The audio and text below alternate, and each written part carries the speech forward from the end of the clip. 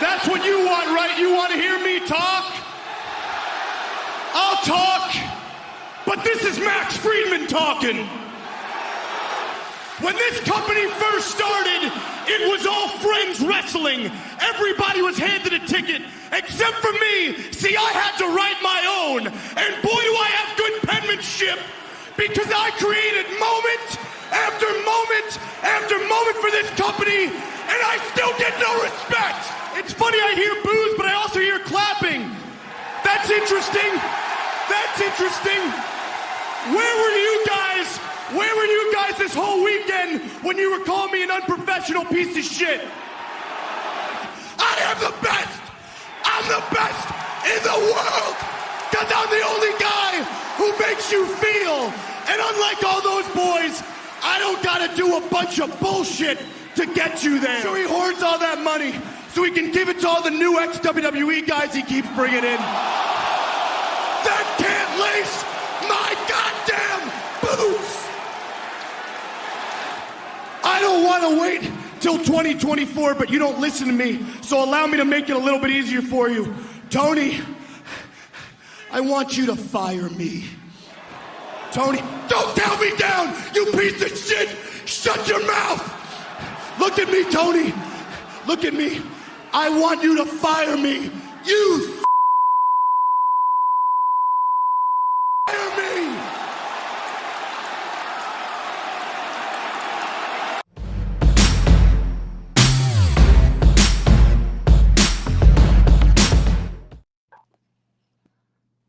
Boy, what a night in Los Angeles for AEW Dynamite. Welcome in to Good Karma Wrestling, along with Gabe Neitzel and Brian Rowitz. I'm Jonathan Hood.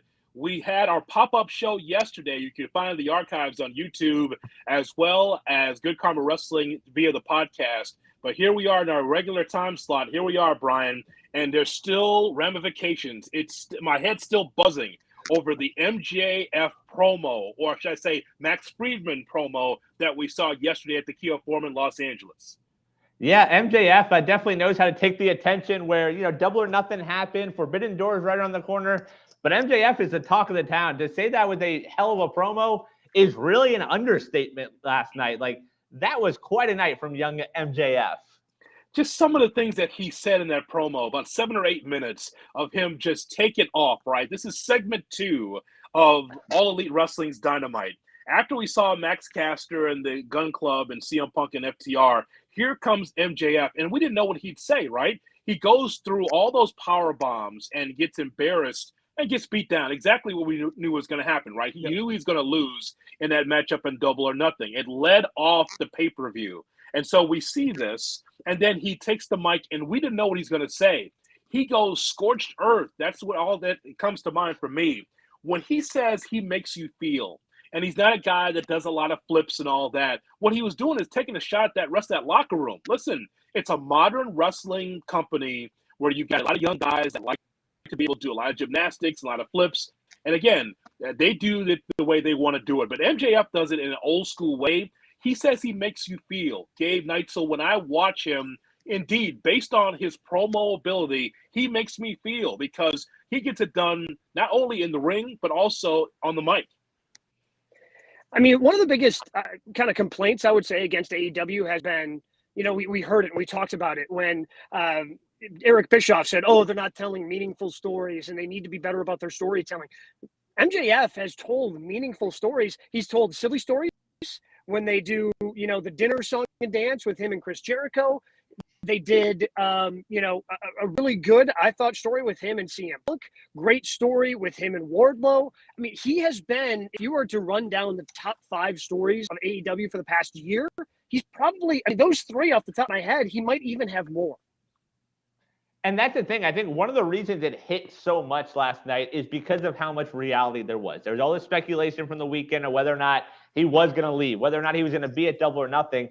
And a lot of the stuff he hit on last night, you find yourself sitting back and you're like, yeah, I guess that's a good point. Like, yeah, there are a lot of ex-WWE guys. Yeah, MJF is the guy that makes us feel. So that sort of line, and I don't know if this would have worked with really anyone else. Like, I think it speaks to how good he is and how amazing he is as a heel that it is so believable. And I think there are still people who sit back after last night and are like, we sure this is a work? Like, are there still parts that maybe, like, where are we here? And I think it just speaks to how good he is on the mic. Well, I just think back to, and so many people have wanted to compare this, and I've done it as well, 2011 in the pipe bomb. Like, that's what you want to compare it to. So when I think back to CM Punk's pipe bomb and the way they were able to blend reality and do so many things there within that storyline, like, there were still some pretty big concerns that CM Punk had that never actually ever went away. There was a little bit more trust that was built up there. Obviously, he signed his contract extension before eventually walking out 3 years later in 2014. But, I think that it's the same thing with MJF. Maybe they reached understanding, but there's no way that Tony Khan lets him have that open forum and a microphone unless he's on board with what's about to happen. Like, the microphone would have been shut off a long time, very quickly into that promo if Tony Khan wasn't on board. Guys, let's go all the way back to the beginning of this, right? So Saturday night, Sunday morning, when I'm stumbling in to the house, I come to find out that MJF may leave Double or Nothing, may not even be part of Sunday's festivities. And so I read about it and I put it up on our Instagram at Good Karma Wrestling on Instagram, where you can follow us. And I did a video saying that, well, based on everything we hear from Sean Ross Sapp and from Dave Meltzer and others that are covering this even closer than we are, that there was a ticket, an airplane ticket out of Las Vegas to go to New York. I don't know if he bought it or someone bought it, but apparently he was supposed to be on that plane going and leaving Double or Nothing. And my whole thought at that time was, well, you can't leave Wardlow high and dry. You may have a problem with AEW, but you just can't do that to Wardlow. You built up this story, and so you got to pay it off. You got to give Wardlow his victory, and then you can do whatever you want. But here's the thing that I really like about this. Similar to Steve Austin, similar to other things we see in ECW in the past, a real story becomes a storyline. And who knows? Maybe MJF does have a new deal, Brian. I don't know. The point is, though, is that something real that's happening in AEW is happening in front of our eyes. And so because I thought that MJF wasn't going to be there, he actually is there in the first match. He does the job to Wardlow, and then the pipe bomb promo that we saw on Wednesday. I just think that the real issues are manifested in front of our very eyes. I mean, he also did the airplane thing in the ring on Sunday to sort of like mock that whole story. But like, I'll throw it back at you guys. When do we think that turn was? Like, how real do we think this weekend was? Because in terms of reports, everyone's saying, hey, this is real. This isn't a work. Like, something's going on there. He no-showed this fan event that people paid money to see MJF, which honestly, he shouldn't be doing stuff like this. I think he should lean into that heel and shouldn't be doing meet and greets with fans. So when do you guys think that it became to this point? I know there's reports there was a Monday meeting, but was this weekend a work also? Like, have we fallen for this whole thing, and is that really where we're at right now? I just can't imagine that they would actually take fans' money only to refund it. That would be going such a step further than they would have to in order to sell it. And until that happened, like, I thought, okay, maybe MJF has some issues with AEW, but I really thought he was just playing it up. Like, he was just being MJF. He was being the best heel in the business, and he was playing it up. Oh, hey, I'm going to be free agent 2024. I've heard Vince McMahon is interested in me. Let's try to get myself the most money. And I thought he was kind of playing the game a little bit. It became very real, obviously, when he did not show up for his meet and greet. It was obvious. And I don't know how much to buy into then they bought the airplane ticket. Like, that seems a little far. Like, okay, the fact that got out, oh, there's an airplane ticket with his name on it. Oh, but then he didn't use it. Like, that seems to me like just, okay, you're trying to give me too many details right now. So now this is kind of becoming a work. But I think that it was a legitimate issue that caused him not to go to the Fan Fest on Saturday night. I mean, that's professional. That's unprofessional. Now, that is unprofessional. Like, yeah. Gabe, you're right. Here's where you're right. You're right when you say, if you're trying to play out this storyline, are you using us as fans as your pawns? Like, oh, well, we're going to play this story where you don't show up at the Fan Fest. Well, that's bullshit. You can't do that to the fan. The paying fan that wants to see you, they want to be insulted, right? They want your autograph and they want to be insulted. And so you have to be there and show up for that. That's a big event in Las Vegas. And so if that was part of the story too, that's not right. Yeah, I get what you're saying there. I mean, AEW has since removed him from the website. They've removed the merch and stuff. But, like, I think the fact that we know so much, and he's alluded to it. Like, he's talked about Cody on air since Cody's left. Like, he's talked about 2024. So the fact that he's been alluding to it for this long, like, it's all sort of played into that. And I know a lot of people, even the reaction Sunday, like, after that match, after the 10 power bombs, like, all right, we're not going to see him for a while. And then all of a sudden yesterday, hey, he's on TV. I think that was going to be the booking regardless. I think that's how they were going to do that match to sort of give Wardlow that moment. But where we're at now, like, at some point, it stopped being real. Like, at some point, it's like, okay, this is the storyline. This is where we're going.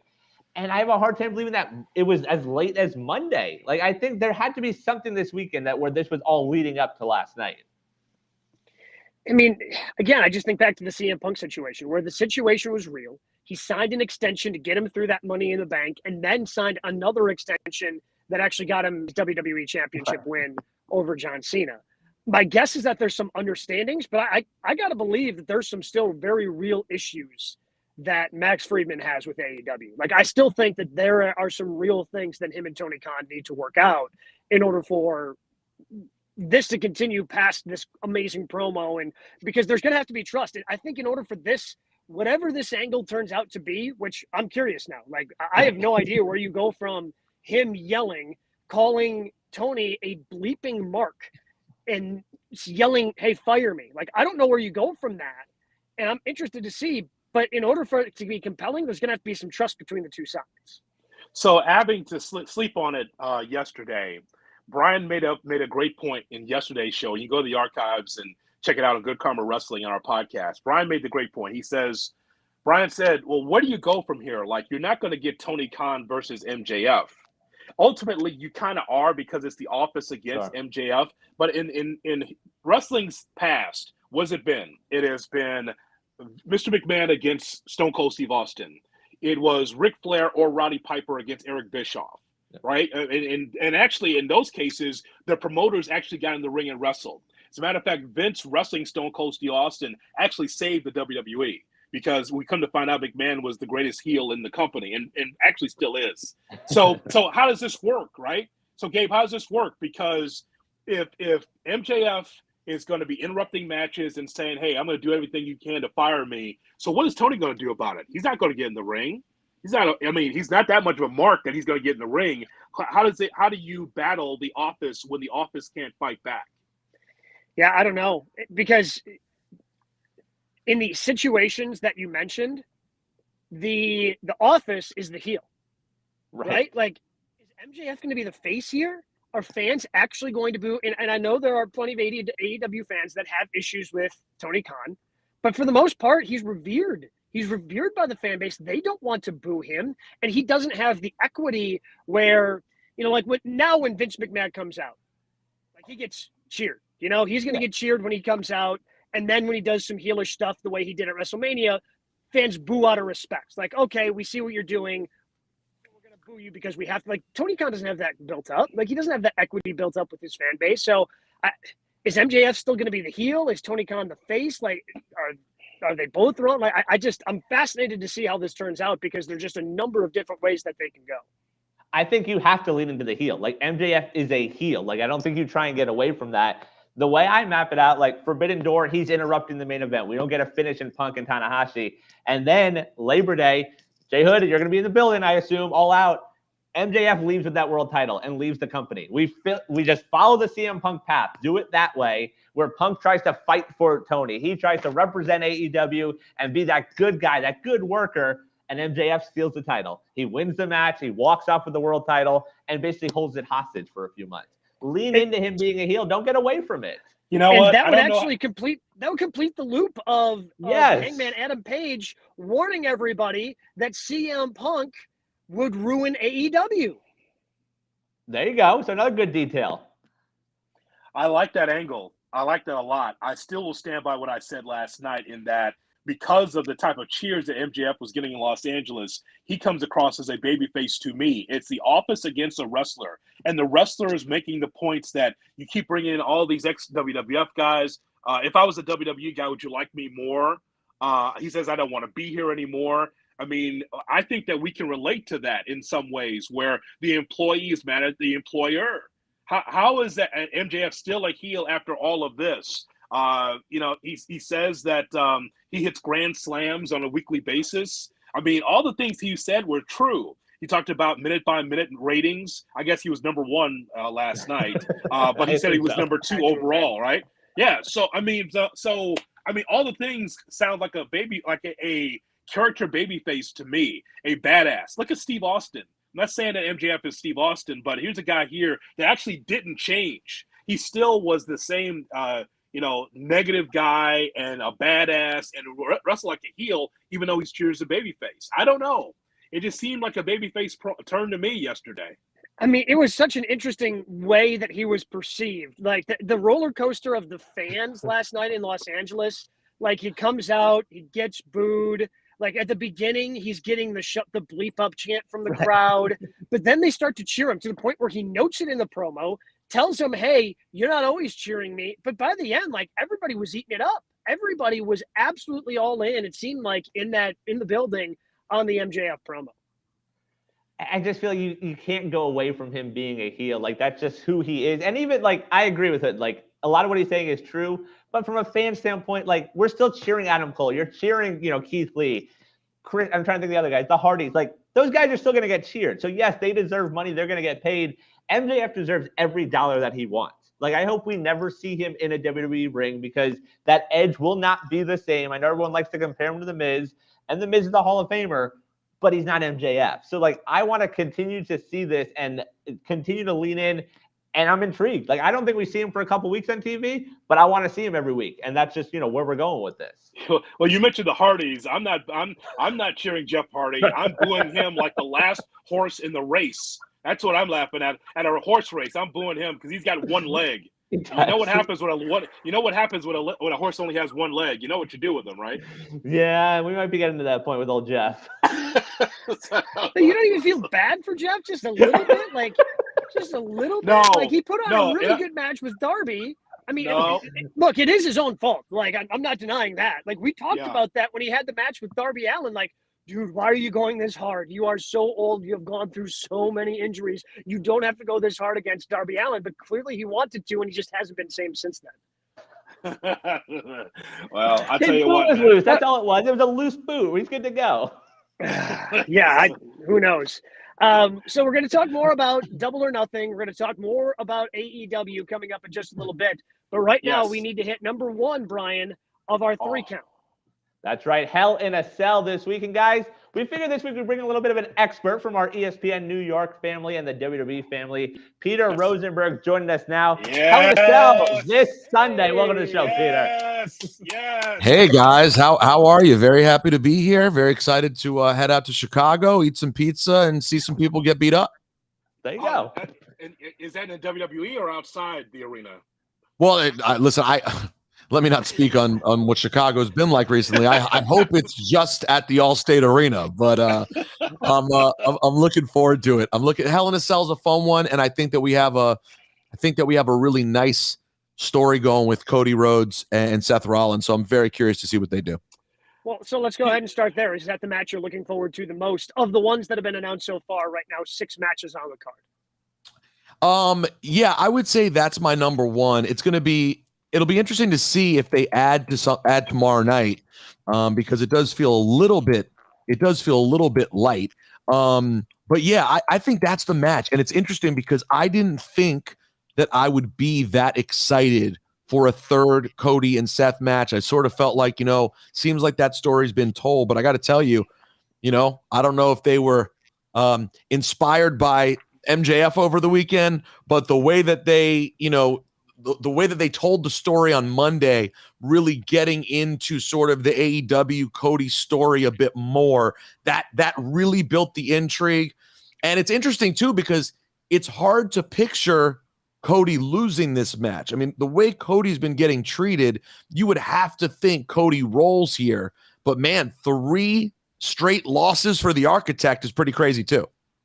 So Peter, we talked about this last week on Good Karma Wrestling. Roman Reigns is not on this pay-per-view, this premium live event. And we were trying to figure out who is the second most important talent on the WWE roster after Roman. Do you have an answer to that? Who is the second most important wrestler to the company? So that's a fantastic question. I believe the answer is maybe a tie, which is a bit of a cop out. So let me. The first name that popped in my mind was Cody Rhodes, Right. which is pretty incredible to think about, relative to where he was when he originally left many years ago. That's insane. And then I would say the other one that is very important to this company now and long term is Bianca Belair. I think those are two very, very important talents right now. I think Bianca's a good one. We agree with Cody. Like, how important is a match like this on Sunday for Bianca against Becky, against Asuka, to sort of get that chance to really shine? Obviously, she's had those moments, but now maybe we see a continuous run as champ. That's what I want to see here. I mean, I really don't know what going back to Becky or Asuka would do right now. I think you do a lot more to just continue to build Bianca. And one thing I've been saying on my podcast, Cheap Heat, ad nauseum, is I'm ready for Bianca to kind of stop twisting the hair and having fun. And I want to see her kick some ass. You know what I mean? I want to see Bianca go to work, because Bianca's an amazing human being in and out of the ring. As a talent, though, she's such a physically imposing and amazing talent. I sort of feel like the character sometimes is made to be a little too happy-go-lucky. Like I want to. She may be the best athlete in the company, and while I know she should be having fun, I do want to see her kick ass, and she's going to get an opportunity to do so. The Asuka return, I feel like the Asuka Becky thing, I haven't quite.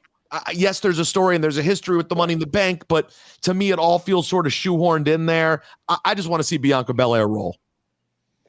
So you mentioned how the card seems a little light, but I don't mind that. I guess coming off of WrestleMania Backlash, when because there were only 6 matches on that card, and it gave everything a chance to breathe. Like, everybody who was on that card really got an opportunity to shine in the ring. And I know they're going to add, they have to add a couple matches tomorrow night, just because right now all 6 matches are Raw matches. But I don't mind if the card's a little light, because if Seth Rollins and Cody Rhodes go a while, I'm cool with that. If Bianca Belair, Becky Lynch, Asuka goes a half hour, yeah, sign me up for that, because I know that's going to be wildly entertaining. That's a really great take, and I thought you were going to go somewhere else. I thought you were going to say you appreciate the short card, especially coming out of Double or Nothing. Well, yes, that as well. That was. I still haven't finished the main event, but that's a really good point. And I honestly didn't realize until you said it. I probably should pull this together before the kickoff show on Sunday. I didn't even realize that these were all Raw matches. You're right. It's all 6. That's incredibly unique. You know, we're not living in the split pay-per-view era anymore, premium live event era.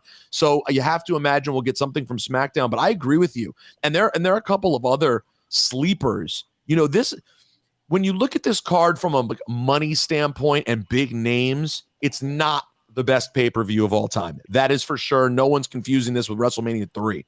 But when you talk about wrestling matches, I think Theory and Mustafa Ali has a chance to be special, especially for Mustafa, who's just coming back and having the match in Chicago. I love that. And I got to tell you, I really have come to appreciate the work that KO has done to make this Ezekiel thing mean something a little bit, you know, and these are 2 guys who can go. So listen, I don't think you're trying to use those matches to sell pay-per-views, but I do think that, to your point, when it comes to just sitting back and watching the show, I think we're going to have a good, entertaining show.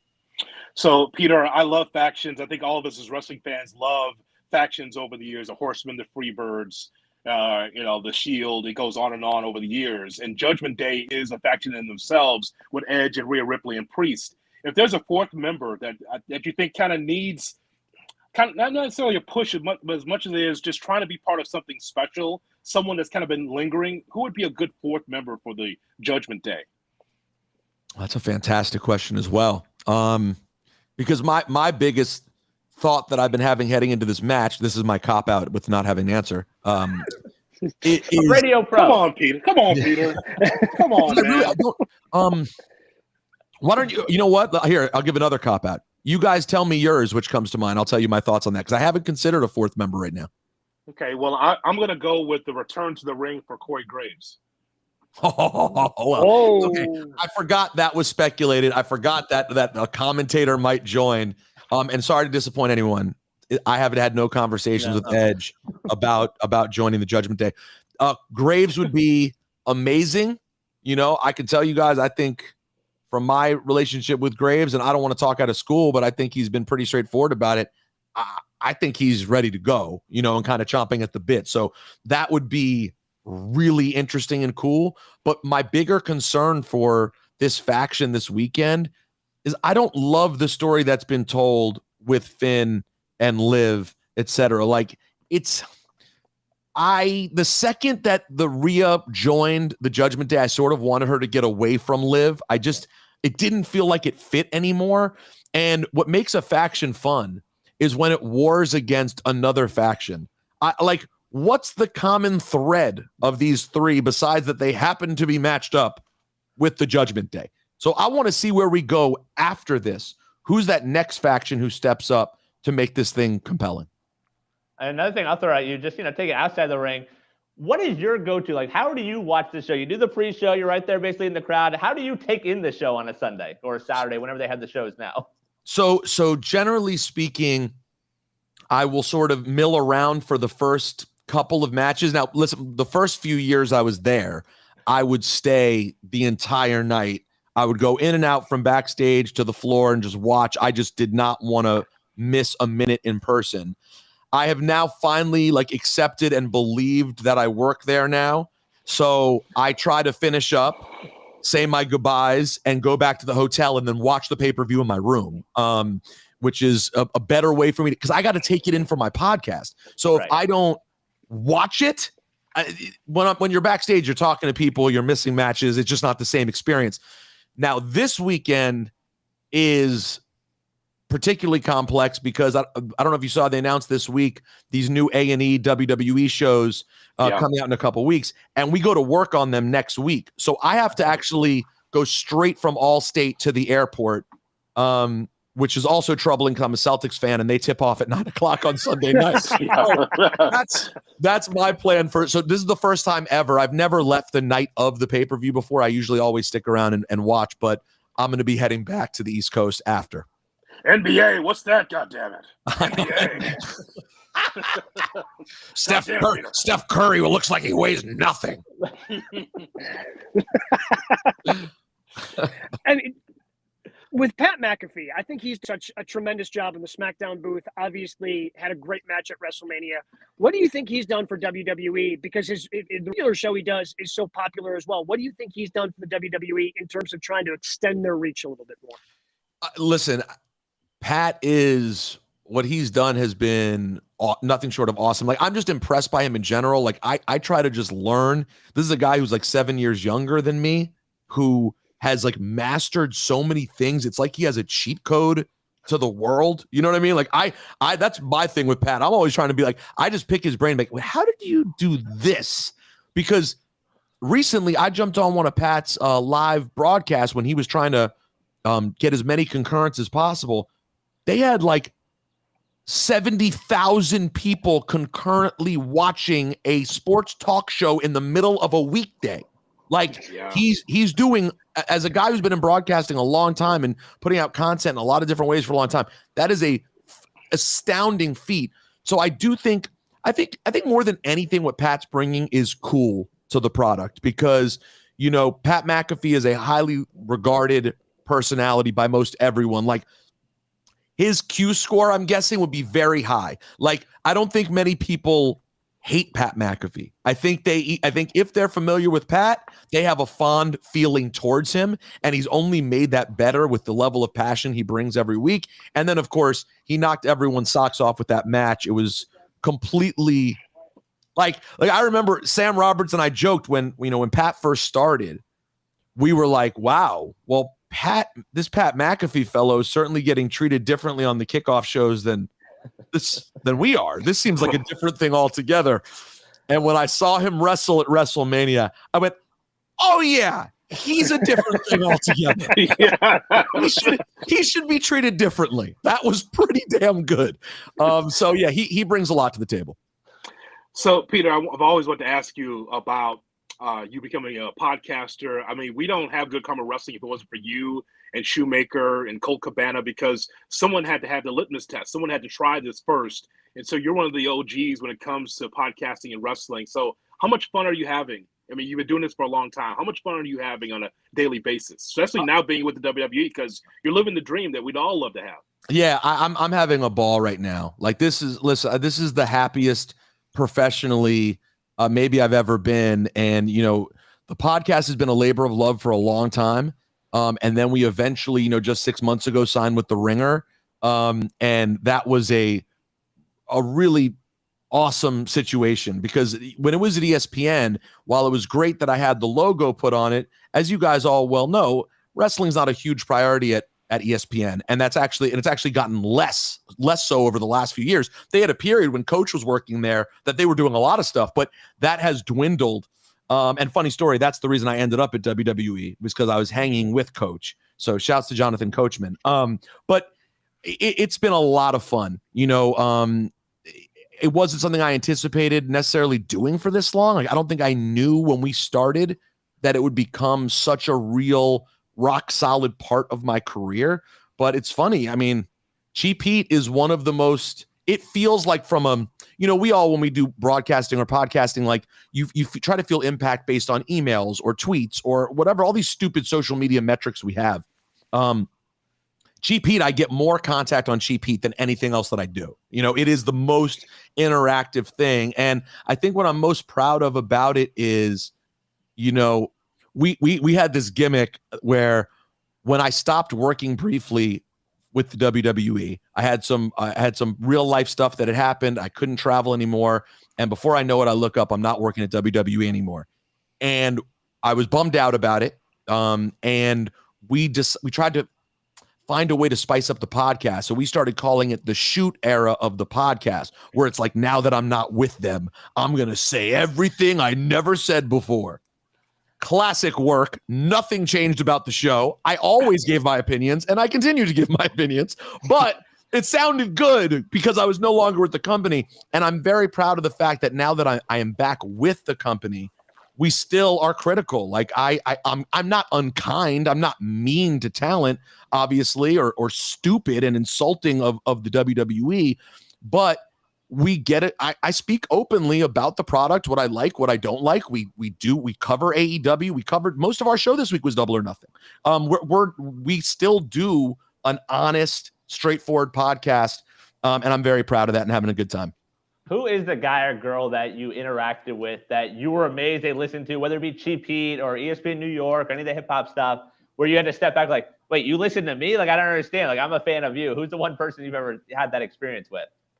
Well, I'll just, because it's popping up in my head because of it's wrestling. I remember the first time I met Damian Priest, I saw him looking at me, and he came over to me and was like, "Yo, bro, I'm from the Bronx. I'm a big fan." And I was like, "Oh, I didn't know Damian Priest was from the Bronx." so I'm like, "Oh, wow, that's great." I had a similar cool moment. I was in New York, and Bianca and Montez pulled me aside and were like, "Hey, can we get a picture in New York?" And I was like, I forget, these are young people. So as they've been growing up, I've been putting out content that entire time. If you ever watched any hip hop interviews with regularity, you probably saw my stupid face at some point talking to your favorite artist, right? So anytime that happens, it tickles me. Because like I said, I really am just an every fan who gets to be there and cover this thing and have some fun. So when anyone knows anything that I do, I'm in awe of it because, I adore the world of professional wrestling. So yeah, it always feels great. Peter, we certainly appreciate the time. Really enjoy your insight. Can't wait to see you on our television screens Sunday for Hell in a Cell. Again, appreciate the time. Thanks for jumping on GKW, man. Anytime. Happy to do it, guys. Thank you so much. Thank you, Peter. Peace, guys. Again, you can check him out, Cheap Heat. Again, as you mentioned, Jay Hood, that is the OG of wrestling podcasts, and just cool to have Peter on and give his insight. But let's go ahead and, do you guys have any final thoughts on Hell in a Cell coming up? What are you looking forward to? What are you not looking forward to? I'm looking forward to a longer card because from SmackDown on Friday, there's got to be some additions here. See, it's what I was telling you last night, Gabe. This is when you take the audience for granted. This is a big city, Chicago. You bring Hell in a Cell here, and there's no World Heavyweight Champion. I'm not getting off that point. Like, Roman's not part of this, and that's not right. And we've also documented on the show that the U.S.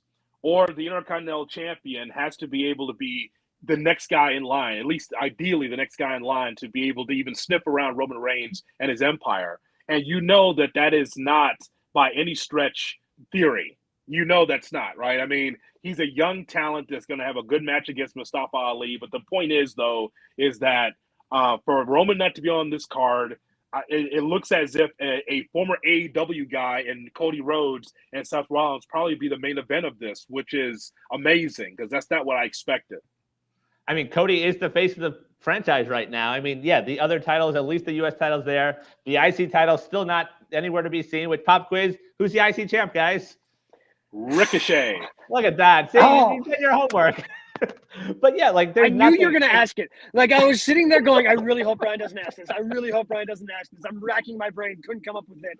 Wait, Brian asked Still 2 weeks ago. That's the reason why I remember, because he asked 2 weeks ago. We were sitting there in silence on an audio medium trying to figure out what did I say? I said something like that dude from Kentucky. I believe you called him like the light-skinned brother from Kentucky is what you called him. I believe. That was like that light-skinned dude from Ricochet. That's it. Oh, man. Yeah, I mean, hopefully they cut out video packages and we get a 2-hour Sunday night. Like, that will make me happy on Sunday. Otherwise, I think this is a watch Monday morning and catch the highlights. Yeah, I think Seth and Cody are going to deliver, but I like what they did on Monday. And I like that Seth dug into the AEW stuff because that makes it, again, a little bit more real. Because it is a legitimate question, like, oh, you're the guy who, like, 3 years ago, this weekend, was smashing a fake throne at the pay-per-view of the company you just started? Now you want to come back here?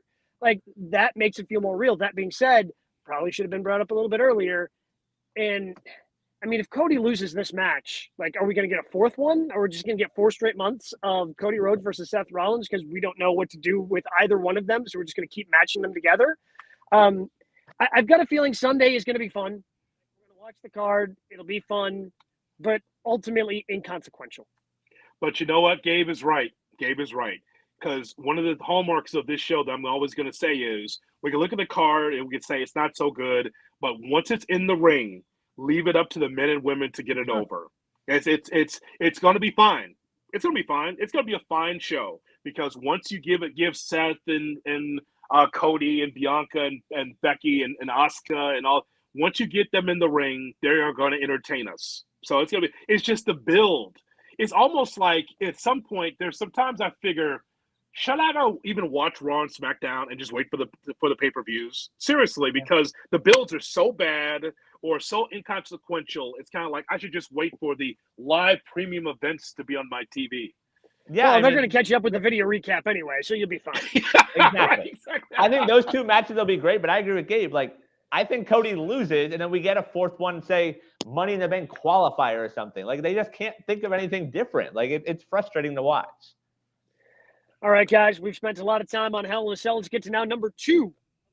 This past Sunday, speaking of premium live events, Double or Nothing took place from Las Vegas. We can't be all positive. So what was your biggest gripe from Double or Nothing on Sunday? I'm with Rosenberg. It was way too damn long. And this has been my complaint of the pay-per-views for AEW. Like, CM Punk winning the world championship, just like before him, Hangman Adam Page winning the championship, is such a big moment. Like, it was a big moment for Hangman, big moment for Punk. And the crowd is just gassed. Like, they've been sitting there for 4.5 hours. They had to go through some matches that definitely did not belong on a pay-per-view card, but Tony was worried about going up against a Game 7, so he wanted to make sure that the main event was on well after that. It's just too long, and I'm running out of steam. I've been at those shows. I've been to the one All Out in Chicago. Like, I've been to those shows where I'm like, man, I have no idea where I'm going to get the energy to be excited for this main event. And I feel that's what happened with Hangman and Punk on Sunday night as well, where it was just so long, the crowd was gassed.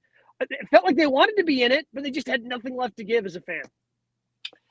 Totally disagree. I enjoyed every bit of it. There were some matches, and I was talking about the match I didn't think it was very good. But guys, when we previewed this, we knew that there were going to be time for each and every one of these matches. So I mean, we knew it was going to be close to 4.5 hours. So that's not a surprise. I think a couple of those matches should have been in the pre-show instead of one match. But either way, though, we knew it was going to be long, and these matches get time. And again, if you're AEW, you want to separate yourself from the WWE. This is how you do it. You put on matches, and there was not a D+ match on this show. Everything was a C and above. The match I didn't understand was Jade Cargill against Anna Jay. I mean, they needed more. You talk about two women that need time in the ring together to try to work out some of the issues. It just wasn't good. It was not good enough for me. This is not a shot at Jade Cargill as much as it is you got to find better opponents for her. I mean, she's a monster. You can't tell me that Anna Jay actually had a chance against Jade Cargill for that TBS championship. I mean, what happened in the afterbirth was fine because now you got Athena, you got Stokely Hathaway, so you introduced them. But that could have been the pre-show. It could have been. But then Twitter would be mad that you put Jade in the pre-show. So to me, I had no problem with it. I just think that you could have stacked a couple of matches in the pre-show, and then maybe that would lessen the time. But I was fully invested, especially knowing I had the day off the next day. The TBS championship match, it did feel like it was just jammed in there. But I think that's Tony trying to be anti-WWE. We just talked about how IC championship not defended. Yes, we're going to have the US championship, but neither one of the heavyweight championships. We don't know about the tag championships yet. The women's tag team champions, SmackDown, they only have these 4 pay-per-views, and they want to make sure that their champions and championships are being represented. So I think that they kind of went, oh, man, we don't have something for Jade. All right, Anna Jay, go for it. So it felt jammed in there, but I understand why, because they want to make sure that their champions are represented when they only have 4 of these pay-per-views a year. Yeah, and to that point, I agree with Gabe. I think this was the first show where I remember it feeling too long. Because I think the point of the crowd's too tired. The good shows, going back to the last one, I was at Revolution in Orlando. When it's good, when every match is A+, it doesn't matter if the crowd's tired. They're into it. But Sunday had some of those down matches. I agree the Jade match was there. O'Reilly and Darby was really good, but that didn't need to be there on Sunday. The Paige Van Zant stuff, cool, you get her debut, that didn't really need to be there. So this was the first time that it sort of felt like too long of a show to me. To me, though, the biggest gripe is in the women's division also. I don't think Britt needed to win that cup. I get what they were going for with her and Cole and having them stand next to each other. But some of these people, the Ruby Sohos of the world, the Chris Statlanders of the world, you build them up, and then they lose the big match. And eventually you get to the point where it's okay, I don't need to take them serious anymore. Britt is a star. She is the star of the women's division. Ruby deserved that win. I thought Toni Storm should have won in the semis, but Ruby deserved that win. I don't care that she got it back last night. She should have won on Sunday to have that moment. Yeah, because the lack of depth continues to stand out in that division. And with the women, you have to still have to establish Ruby Soho, even though she had, the shocking entrance in Chicago at All Out in the women's casino battle royale. You still have to build those stars up, and Britt doesn't need it. Britt is the one established star that you have. So somebody going over her, it's always going to be a big deal.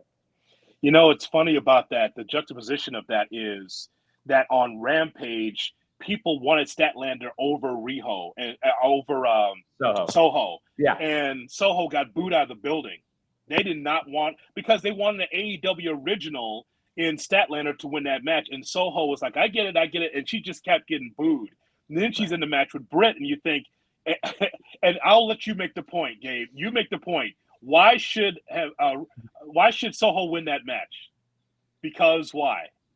Well, because she hasn't won anything big yet. She needs to be established. No, you make the best. It happened before the match, yeah. Oh, why? Yeah. Oh, man. Forgot all about that. Yeah, you had Rancid. Rancid played her to the spot. I completely forgot. Rancid played her to the ring. You pay the money for Rancid? What are you doing? You paid the money for Rancid. Can you imagine WWE paying for Motorhead to play Triple H to the ring and having the King of Kings lose? No, ain't going to happen. You paid for Rancid. Look out, the hat's off. The hat is off. He's angry. Because I want you to make that point because you were the first in our group to make that point. I was like, yeah, that's actually a good point. You paid for Rancid and she lost. That's weird.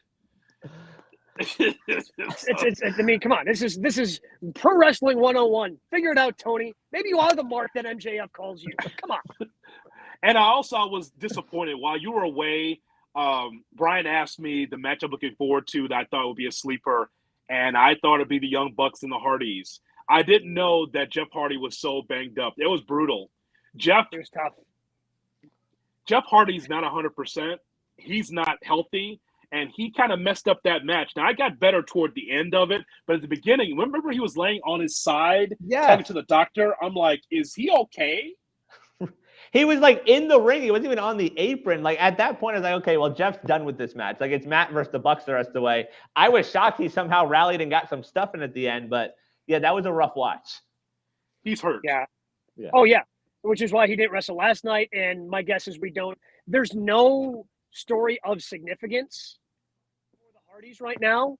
So I don't think you need to see Jeff. He can have some time. I mean, the Hardys are the Hardys. Like you can heat them up, cool them down as much as you'd like. People are still going to pop when they hear that music and they see Jeff, gyrating and Matt coming out doing his delete thing. People are going to eat that up whenever they get it. But I think we're also starting to understand that maybe we're going to be seeing it less because Jeff has taken a lot of risks over his career, and he's paid the price with his body. He's going to have to take some time off. Yeah, for me, guys, because it was Memorial Day the next day, and we went through the card, I'm like, you know what? You really can't shorten any of these matches. You knew they were going to be 10 minutes plus. But I just thought that the Jade Cargill match was unnecessary. And by the way, I thought that the actual definition of a buy-in is it's on YouTube and or it's on the pay-per-view and you want to kind of have people buy into the pay-per-view, put on something special. Smart mark in your buy-in. Is that the reason why? Yep, I'm clicking. You got Hookhausen. Yeah. I want more Hookhausen. Come on. Hookhausen's the hottest thing in pro wrestling, baby. Future tag champs right there. That's the face of the company, Hookhausen. Poor Tony Nese. I think that's a good takeaway. That's a very good takeaway. Poor Tony Nese. He had to get sacrificed. Yeah. What was your favorite part? I guess we asked the negative part. We'll just quickly go around. What was your favorite part of Double or Nothing? Brian? I mean, I think the end of the show. Like we talked about it last week. Like I think Punk deserves to be the champion. Like no offense to Hangman, but it just wasn't doing it for me.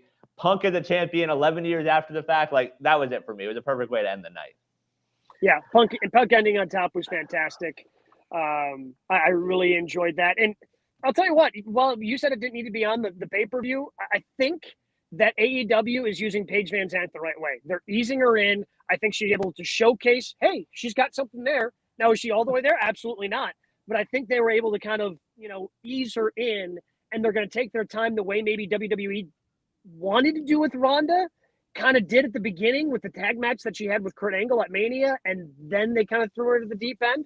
I think they're going to bring Paige Van Zandt along, and I think they've got potentially something there. I wish they would have eased her in. She was lost at some point. She can't be in the ring alone. She can't be in the. Just doing a move and then flexing like the sports entertainment thing. It's just kind of like, yeah, that wasn't smooth, and it wasn't supposed to be smooth. No one could be like Ronda Rousey on her debut or Kurt Angle. I get that, but she should never be alone one-on-one. She needs some help, and she's only been training a month or two. Yeah, so it takes time. It takes time. I will tell you, as a wrestling fan, I thought that Thunder Rosa and Serena Deeb had a great match, great wrestling match, right? I mean, and a lot of it's because of Serena Deeb. This is modern day Dean Malenko. This is what she is, right? And it's amazing the metamorphosis of Serena Deeb. We saw her in the WWE. She got her head shaved. We didn't know that she could wrestle like that until we saw her in the Indies, and now she's in AEW. She's a serious person now. She talks about how she took her implants out because the WWE had a certain look for her, and she just wanted to be – she's herself. She's a hell of a wrestler, and I think that her and Thunder Rosa put on a hell of a match. I thought it was a fantastic women's match. Now, listen – you look at the ebb and flow of the card, and people might have been quiet, But I think people were appreciating those two and their efforts. So I thought that was very, very well done by those two. Yeah, I think they won the crowd all over. I think another cool part, sort of underrated, is the Martha Hart part, which reportedly that's why they went till 1 a.m. Like Tony bought that extra hour basically, so Martha Hart had that moment. The fact that Owen's getting his flowers, obviously very after the fact, like I think it's pretty cool to be on that, in that environment and see him sort of get those moments. I thought that was pretty cool Sunday. All right, Brian, let's go ahead and get you number 3 in the 3 count. Guys, we talked about CM Punk being the new world champion. We've heard that Tony Khan had the first 4 world champions planned out with the company. This is the start of the next 4. So, guys, who are our next 3 AEW world champs? Started the show with it, right? Like MJF has to be one of those 3, right? Like is he next though? Does he take it from Punk? I don't know. I mean, man. I mean, MJF's the only one I'm sure about. Like, I could be talked into Bryan Danielson with BCC. Like, I could see that with Danielson and Punk telling some great stories. Man, but MJF's the only one I'm for sure. Like, you have to get it on him in the next 3. Like, I think Jungle Boy's probably a future AEW champ, but he's not one of the next 3. No, not yet. Not yet, because he's got to battle Christian first. He's got to, when that turn happens. One day. When that turn happens in 2024, boy, that's going to be hell to pay for Christian, man. Is it going to take longer than Julia Hart finally joining House of Black? Is it going to take longer than that? I don't know, man. Pretty close. I will say my 3. First it's going to be MJF or Max Friedman, because that's a different guy. I will say Chris Jericho gets another shot at being champion, and I believe that Bryan Danielson will be champion of this company as well. That's my top 3. So I agree with number 1. I think MJF is next. He takes it off of Punk.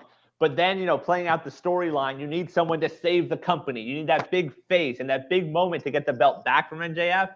I think that's where Eddie Kingston does it. I think you put the title on him for that moment to give him that opportunity, to give that ridiculous, blow the roof off the place. So I think he takes it there. And then after him is where I'm sort of up in the air. I think you go to one of the young guys. If it's not MJF, I think Darby eventually needs to get up there, like if he ever breaks away from Sting. But I think one of those younger guys, those, pillars that aren't MJF, gets it from Eddie eventually. And they go that route. It's Wardlow then. Yeah. Wardlow, yeah. Wardlow. I think especially you have to strike when the iron's hot, I think, here for Wardlow. Sure. Like, I think you have to continue to build him, but you're not going to be able to build him as a monster for all that long, right? Like, I mean, it's going to lose some shine eventually. And I think you're going to have to strike and make him that established guy who is a former AEW champion at some point. Hey, guys, I said on our Instagram page when that MJF fallout came out, whether or not he was going to be on the show or not, I said, listen, here's how I'd book it.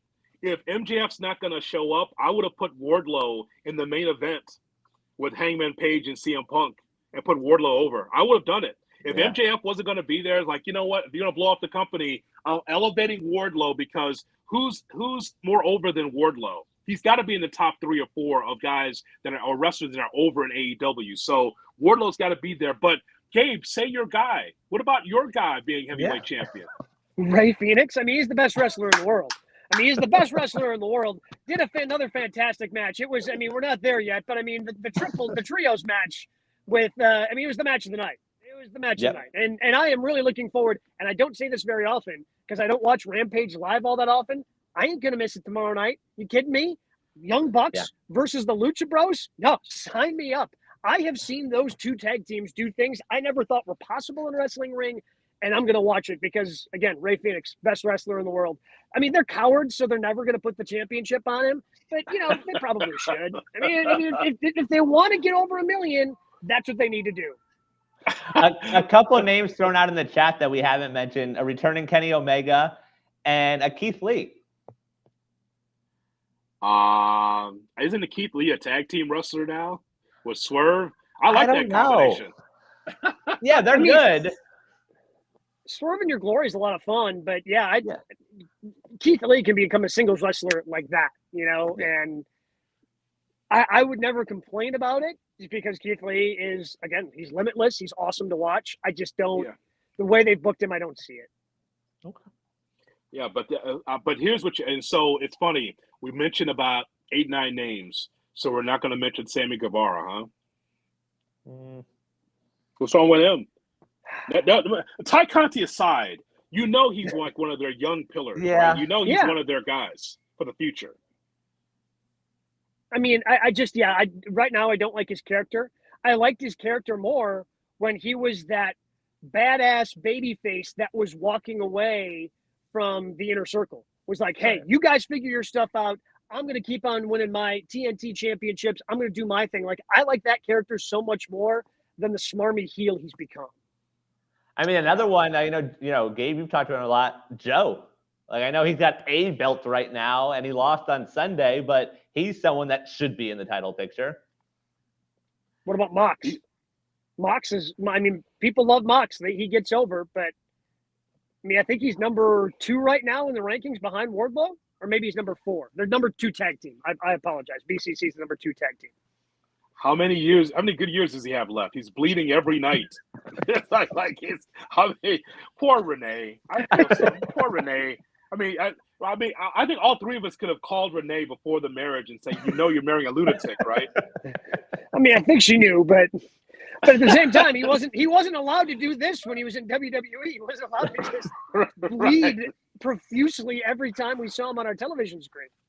I will say it's pretty fun that we can mention, we're like 10 deep. We can keep going about guys that could be legit world title contenders, especially when we talk about the other company where we might struggle to get to 3. So I think that sort of speaks to AEW, the way they're developing everyone. Like, yes, it's a crowded roster, but everyone is still a legit contender right now, which is pretty cool. All right, I gave my match of the past week. Again, biased. I went with the trios match featuring House of Black and Death Triangle. What did you guys think was the match of the past week? Your favorite match from this past week? I second that one. I also think we need trios titles. Like, I know that match at least had a little bit of storyline. It's been a big build, I think, mainly because of injuries. But come on, give me trios titles already and just give those guys something to chase for, because House of Black delivers every time they're on the card. So let's have them do something else now.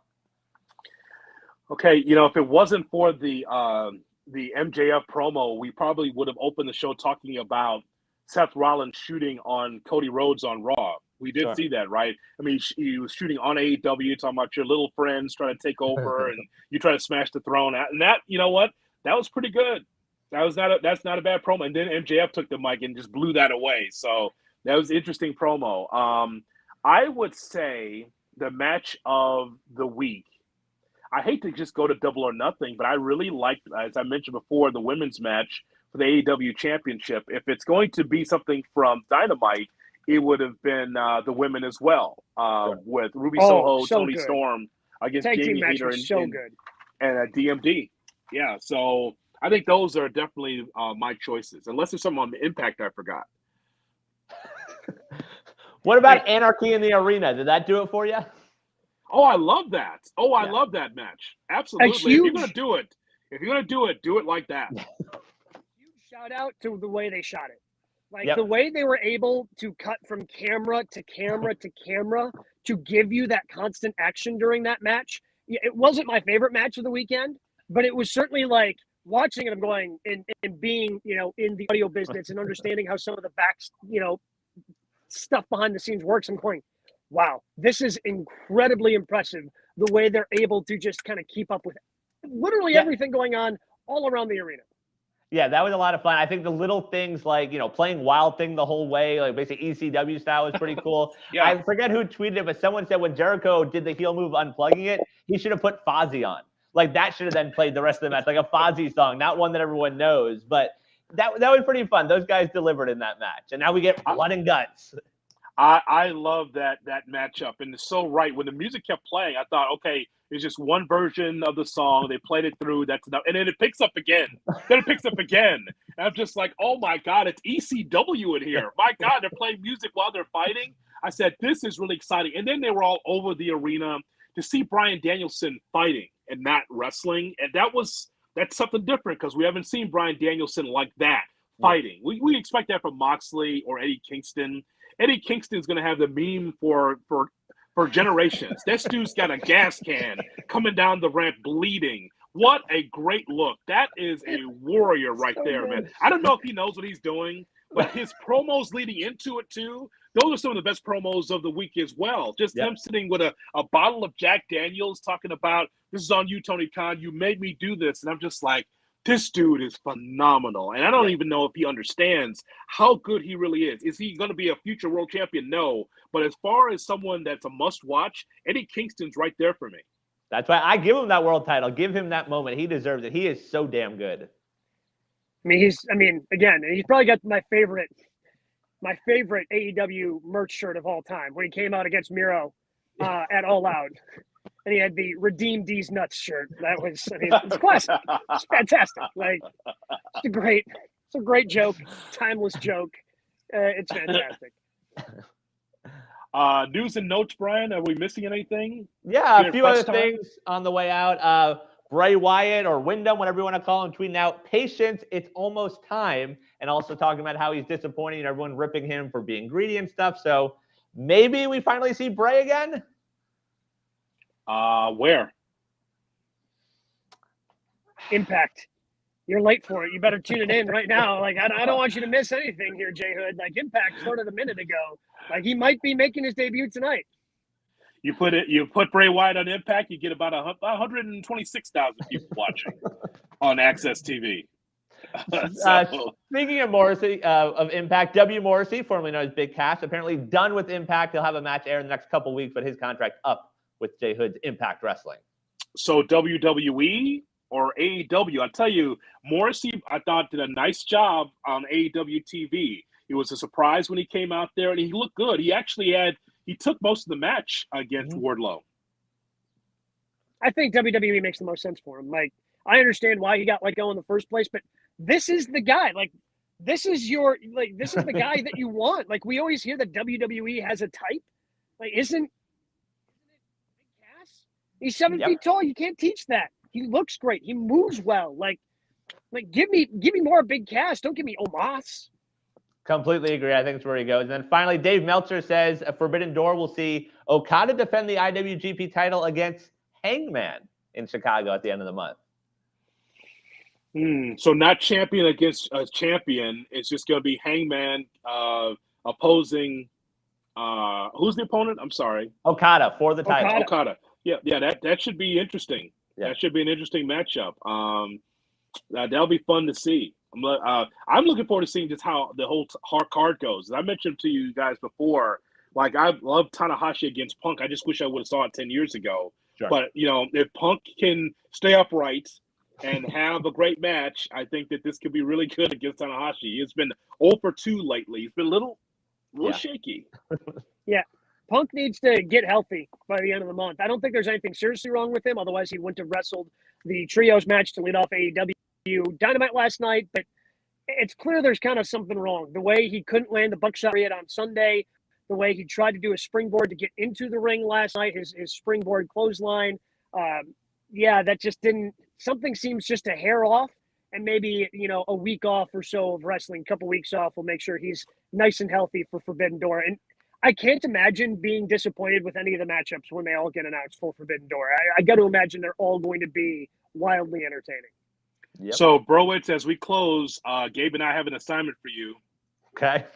So we know it is Hell in a Cell on Sunday in Chicago. So you are in charge of In Your House on Saturday. Is that this weekend? No idea. Yes. So you have to, I believe, In Your House for NXT is Saturday. So we expect a full report on In Your House. It's written down. Let's go. So disappointing that those aren't things anymore, that we're not looking forward to NXT shows. Man. Well, Jay Hood mentioned, we've got so many shows to look forward to. We've got In Your House. We've got Hell in a Cell. Rampage to look forward to tomorrow night. Spoiler alert, my guess is my match of the week next week is probably going to be Young Bucks versus Lucha Bros, but who can actually say for sure? We've enjoyed it. Big thank you as well to Peter Rosenberg for jumping on the program. We will be back next week with more